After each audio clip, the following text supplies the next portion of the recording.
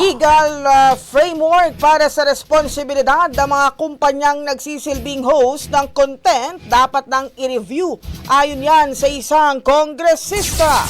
Brigada Haji Caaminio, ibrigada mo! Brigada Live Report. Napapanahon na umano para suriin ang umiiral na legal framework ng bansa para sa social media platforms. Sa ikatlong pagdinig ng Tri-Committee sa Kamara, inusisa ni Antipolo City Representative Romeo Acop ang kumpanyang Meta kung meron silang pananagutan sa mga mapanganib na content.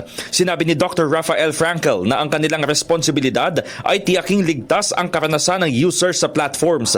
Nagtakdaan niya sila ng community guidelines upang itaguyod ang proteksyon hindi lamang ang kaligtasan ng users kundi pati na ang kalayaan sa pagpapahayag. Iginiit din ni Frankel na seryoso sila sa paglaban sa misinformation, bagamat ipinauubaya ng Meta sa third-party fact-checkers ang pagsuri sa user-generated content.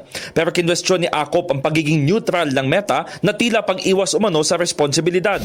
Dahil dito, binigyang diin ng kongresista na hindi siya sang-ayon na ang social media platforms ay dapat na manatiling host ng user-generated content at walang pananagutan sa anumang post na nakakasira na hinahayaan lamang kumalat. In the heart of changing lives, ako si Brigada Haji Caaminio ng 105.1 Brigada News FM Manila, The Music and News Authority. Ang bahaging ito ay hatid sa atin ng Guard C Plus with Zinc Capsule. Always protektado ang kalusugan.